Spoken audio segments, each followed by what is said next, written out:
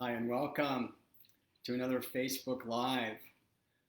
This is, again, our weekly Thursday at noon Facebook Live, and we are coming live from sunny Southern California. Last week, I discussed the many toxins that we face, from relationships to pesticides to contaminated food and contaminated water. One listener felt overwhelmed by all the various types of toxins in our environment. I really appreciate your feedback, Ron. It's not every day people let me know how my Facebook Lives go, but instead of feeling overwhelmed, try to simply focus on one area of toxin exposure per week. For example, clean out your pantry one week, get rid of expired food, evaluate your cookware and your food storage containers. Stay away from plastic. Consider buying an air purifier, one week, and so on. So speaking of food, next week is Thanksgiving. We will not be coming live at that time. It's a holiday. It's a time for friends and family to unite and share their thanks. Despite living in a time of a global pandemic, we have so much to be grateful for. And that's really the purpose of this holiday, is to share in our gratitude. And Thanksgiving is really all about what? Overeating, feeling uncomfortably full, and then falling asleep standing up. Why do we indulge?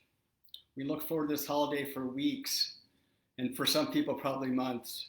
This year, try to show some restraint. Choose your food wisely, and avoid foods that you know will upset your stomach, make you feel bloated. Eat slow. Chew your food, and be thankful for your food. So they call it the 5 C's. The first C is choose the right food. Choose healthy food. The second one is chew your food. Third is chill while you're eating. The fourth is cherish your food. Thank the people who grew the food, picked the food, prepared the food. And then the 5th C is check your stool. Kind of disgusting, but yeah, making sure that it's coming out okay. So again, we often eat too much. I encourage everyone to make healthy food choices. It's always the friends that bring the bad stuff. So if you're a guest, bring a healthy dish. There are plenty of resources online. During the day, try to drink a lot of water. Watch your portion size. Avoid the food coma. Focus on filling your plate with lean meats, vegetables, and fruits. Reduce your sugar intake and alcohol intake. What I do is I take a digestive enzyme supplement and a beneficial probiotic supplement that can aid in digestion. Something to consider. But let's face it, we overindulge. So I challenge you to kind of keep a lid on your food intake and your beverage intake. Snack on a food or vegetable platter with hummus as opposed to ranch dressing. And how about some cauliflower mashed potatoes? So what about pumpkin pie? Well, just try cutting a smaller piece and refrain from going back for seconds. Test your willpower. We know that willpower tends to wane as the day goes on, and we tend to get weaker. But try to sustain your willpower as best you can. And remember, we're still in the midst of a viral pandemic. It would be ideal to have people outside, but I know a lot of country it's cold. But if you're indoors, keep the windows open and allow for air circulation. Pre-testing everyone for COVID who is visiting your house or where you're going to be going is unrealistic. However, if you are someone who is not feeling well, stay home. Be responsible. Hand washing, social distancing, and wearing a mask will reduce your risk of contracting SARS-CoV-2. We know that. Obviously, we're not going to be wearing masks while we're socializing, but keeping groups small. So let's talk about the SARS-CoV-2 virus vaccine that will be coming to market in early 2021. Single-stranded RNA virus. This CoV-2 is similar to mumps, measles, and influenza. The front runners in the vaccine race right now are Pfizer and Moderna. They're both developing an mRNA vaccine, and there are several types of vaccines that can be made. Measles vaccine and the influenza vaccine are similar. The vaccine developers, their primary concern is safety and efficacy. And we will know the safety probably after about 300,000 people have been vaccinated, even though they've gone through phase 1, 2, and 3 trials.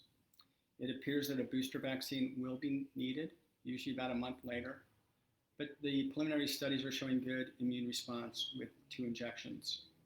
The people who will be first tier will be first responders, doctors, nurses, transportation workers, people over 65, the elderly, people who work in water sanitation, people with comorbid conditions like obesity, hypertension, diabetes, COPD. So that's going to be about 150 million people in the first tier. So far, studies have shown a good immune response. However, one thing you don't want to do is if you do have a fever after getting the vaccine, is taking something that reduces your fever. Taking a fever reducer to reduce a fever after a vaccine reduces the vaccine's efficacy. So talking about EUA, a lot of people have questions about that. That's emergency use authorization. And in times like these, the testing for COVID has an EUA, or an emergency use authorization. The vaccine administration, or the vaccine developers also have an EUA. When they do come out with a vaccine, again, it will be happening in a couple months. Operation Warp Speed will be Moderna's vaccine, and that'll be probably distributed by the military and given to states, and then the states will decide how to distribute that, typically through pharmacies. And then, again, first-tier people will be getting that, and it's going to be a huge challenge. The Moderna vaccine has to be shipped at minus 20 degrees Fahrenheit. Pfizer's vaccine apparently minus 70 degrees Fahrenheit. And then the stability of these vaccines is about 24 hours. There are other phase 1 trials going on looking at T-cell response against the spike proteins. And so we're really going to hope to find the best and most effective vaccine. After the vaccine comes out, it'll still be months before these immunizations are widely available. And the vaccine development, usually to bring a vaccine to market, requires 15 to 20 years. And it's only taken a couple months for these vaccines to be developed. And the vaccine development was initiated after the SARS-CoV-2 genome was posted, and that was early January of 2020. Manufacture and delivery of clinical trial material was completed within 45 days. And the first trial participants were vaccinated, March 16th, 2020, just 66 days after the genomic sequence of the virus was posted. The vaccine trials have shown a rapid and robust immunogenicity or immune response profile due to its innovative structure-based vaccine antigen design, coupled with these potent lipid nanoparticles and the use of these modified nucleotides that avoid early intracellular activation of interferon-associated genes. So a little technical there, I apologize. Moderna's vaccine doesn't just block the virus in most cases, but also shields people who do get sick from the worst outcomes of the disease. It also eases concerns that a vaccine for COVID may make the disease worse, not better. So that's good news. We know both Moderna and Pfizer started their trials in late July of this year. And so they've been able to follow their volunteers who have received the vaccines for a few months so far, which isn't a long time. It's conceivable that vaccines provide long-lasting protection. Or could they just fade away under a year and require a booster? This we'll know more once the vaccine has been widely distributed. So it's kind of exciting. But I think with the vaccine coming soon, again, I still think it's critical that we try to avoid getting the vaccine and implement safety measures to avoid coming down with COVID, because it can be quite serious, not only in the elderly, but in healthy adults, maybe 40 to 65. There's been cases even in athletes where they're getting myocarditis, which is inflammation of the heart muscle, and even vasculitis, when this is not a virus that typically causes viremia or infection of the bloodstream. Most of this is due to an autoimmune phenomena that is triggered when our body is fighting a virus. So again, this is a serious virus. It's not just like influenza, even though one of these single-stranded mRNA viruses, very similar, but it's a little bit more teratogenic or pathogenic and can be quite serious. And of course, it can lead to pneumonia and death. And right now, we've gone over 250,000 deaths in the United States, and the number of cases that we're seeing every day is actually, if you're following it online, is skyrocketing.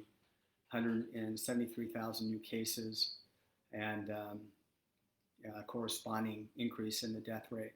So I would say, try to do your best not to lower your guard and to be responsible, and try to avoid getting the virus, because the vaccine is on the horizon. And some of the other companies that, again, there's 4 different vaccine design models.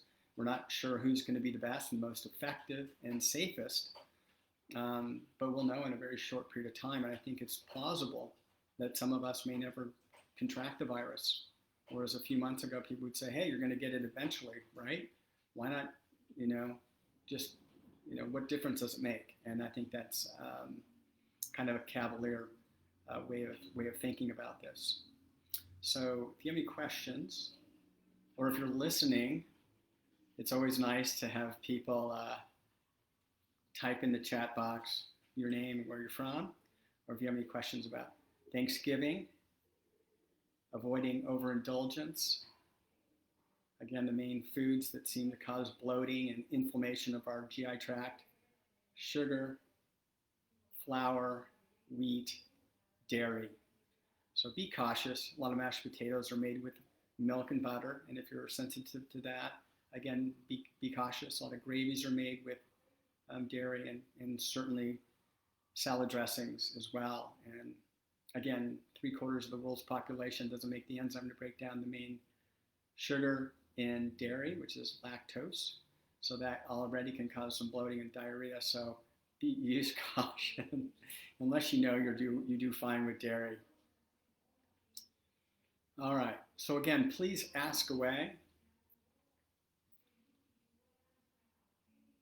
And if you have questions, even about last week's talk about toxins, and again, sorry, it was kind of like drinking from a fire hose with all the different toxins that are in our environment.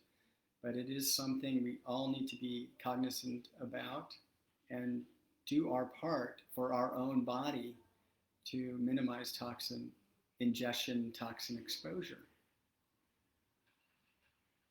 Hey, Ron, thank you for saying hello.